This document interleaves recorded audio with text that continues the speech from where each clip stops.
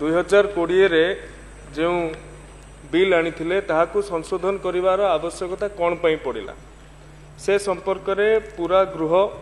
राति उजागर रहीकि आलोचना करिसेंती एवं विस्तृत भाव में आलोचना करिसेंती।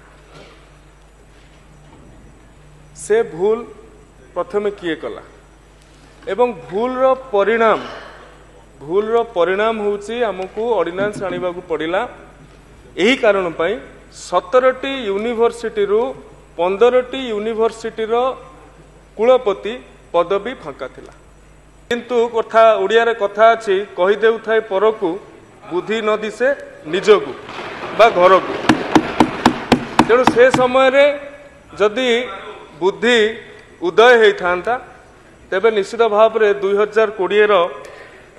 कथा आसी न थांता। आपण आगे पितृतुल्य मते पिला लोक कहि पारंती किंतु आपण पितृतुल्य व्यक्ति मोर अति सम्माननीय रणेंद्र प्रताप स्वाई महोदय जो कथा कहले जे पस्तेवा को पड़िबो ये ठीक ए पस्तेवा शब्द व्यवहार करिसंती एवं ये ठीक एइथपई ठीक आपण माने जेउ भली भाबरे संकुचित करिथिले विश्वविद्यालय क्षमता ये 17टी रु 15टी फांका पड़िबा ये तो समस्त को हमको पस्तेवा पड़ुछि। मान्यवर वरिष्ठ विधायक जो कथा कहले जे भाई भतीजा बंधु बांधव को थोपिवा पाई ये कथा जो ए पर्सन एनी पर्सन जहाँ को नहीं ताहा को रखीदेवे महोदय एक कथा नुआ नुहे। 1999 मसीह जेतेबेले मान्यवर मुख्यमंत्री जानकी वल्लभ पट्टनायक थिले तांको भलिया ज्ञानी लोकों समय रे जो कथा आसीथिला सेठी ए पर्सन आज्ञा थिला जे कोनोसी लोक थिले एवं 2005 मसीह जेतेबेले मुख्यमंत्री एबेकार विरोधी दल नेता अछंती सेतेबेले मध्य रेभेन्सा यूनिवर्सिटी रो जो एक्ट आस्थिला सेथिरे भी लिखा हिची chancellor may appoint A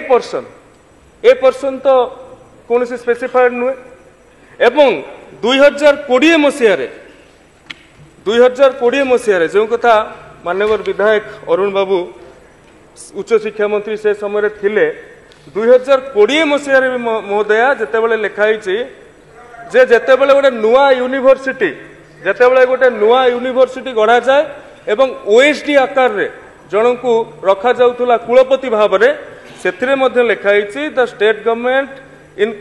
the chancellor in consultation with the state government shall appoint any person as officer on special duty.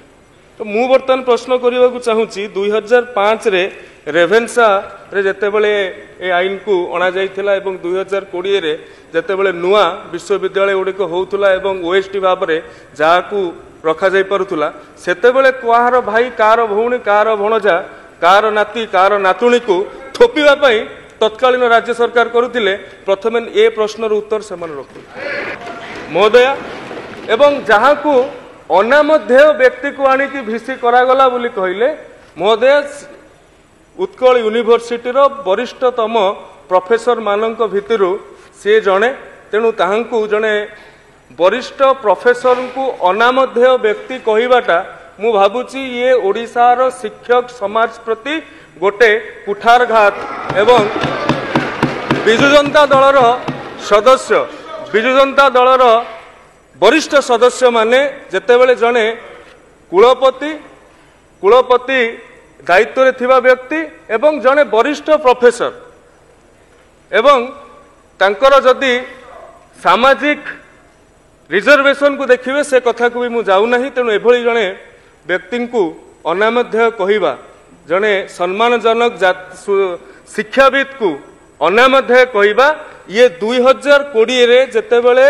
शिक्षाविद मानकर क्षमताटा को संकोचन करिकी ऑफिसर राज पुरैथिले आज भी से मानसिकता रहउची। किंतु महोदय मु गोटे कथा बुझी पारुनी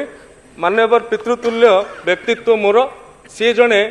साम्यवादी चिंताधारार व्यक्ति बोली मु अनुभव करे समाजर तल पहाचरे थिबा लोकंकर उत्थान कथा चिंता करुथुवा व्यक्ति बोली मु अनुभव करे। से केबे भी कोनोसी लोक को कोनोसी जणे एते उच्च पदस्थ सम्मानजनक वृत्तिधारी व्यक्ति को अनामध्य कही नथिबे कि सेथिरे ऑफिसर राज पुरेया पई चेष्टा करि नथिबे। तो ये कहा कथारे कहउचंती मु भाबुची गतकाली आलोचना रे मान्यवर विधायक उपस्थापित करिवे।